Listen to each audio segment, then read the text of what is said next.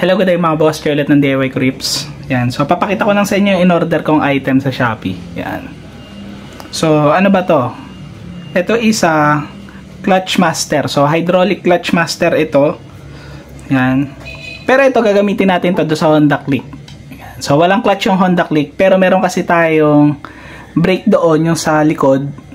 Ang ginagamit doon is brake cable. Tapos, yung harap naman natin is hydraulic. So, ang plano ko kasi gawin ko ng hydraulic yung harap at yung likod. So, gagamit tayo nito para maging hydraulic na rin yung brake natin dun sa likod. So, paano ba nagwo-work to, no? So, doon sa left lever ng ating Honda Click B2, ang ginagamit niyan is brake cable. Pero dahil papalitan ko na siya ng gagawin ko na siyang hydraulic, so bibili tayo ngayon ng brake hose. Yan. So, yung brake hose, dito nyo ikakabit. Tapos, yung kabilang end nun, dapat doon sa brake master. Yan. So, pagka pinrest nyo yung pinaka brake lever nyo, ang mangyayari, etong portion na to is hihila to. Yan. Yan, o.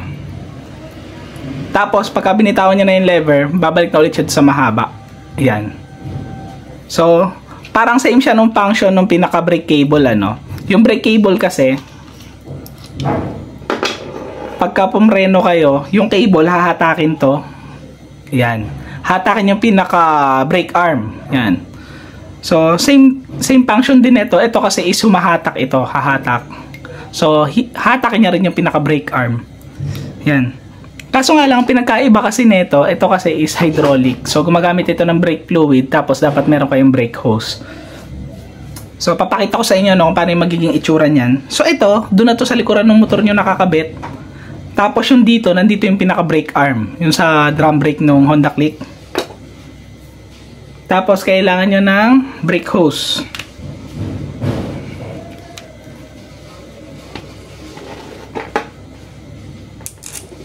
Yan.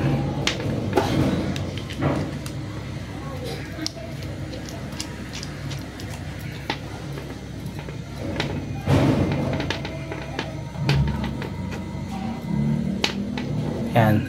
So, di bali ganyan. Tapos, yung other end is doon sa ating brake master.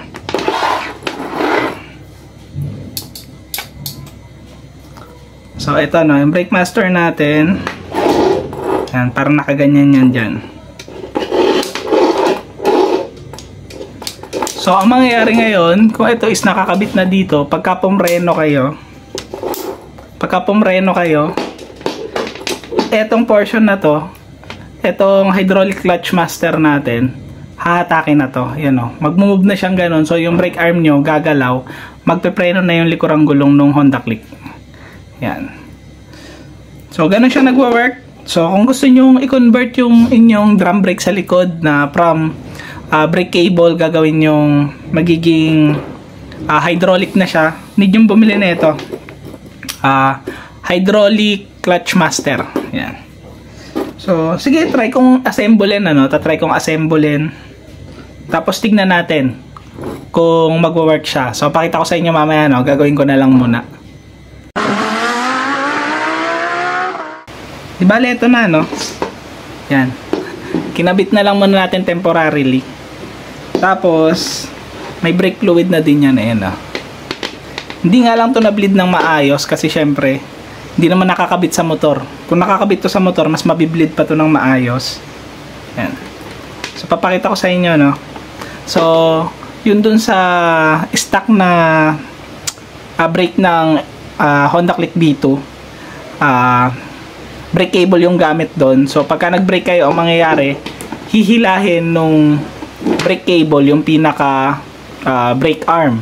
So, dito naman, dahil hydraulic na siya, ito yung hihila ngayon sa brake arm. So, nilagyan ko ng tape to para makita nyo kung talagang humihila ba o hindi. So, testing natin, ano, to. Be-brake ako. Yan, o. So, mapapansin nyo. Yan, sumagad na yung pinaka-tape. Tapos, itutulak ulit siya pabalik ng spring after nyo mag-brake. One more time. Yan, o. Yan. Tapos, tutulak ulit ng spring after. Yan. So, ganun siya, no? Actually, hindi ko pa alam kung gagana to sa Honda Click B2. So, hopefully gumana. Nakakita ko nung ganito, kinabit sa Sporty. Gumana naman yung sa Sporty. So, sa Honda Click B2, sana gumana din siya. So, ayan yung plano natin para ma-convert yung pinaka left brake natin from brake cable to hydraulic. So, sana gumana. So, tapusin na natin tong video na to. No? Ingat kayong lahat. Ride safe. God bless.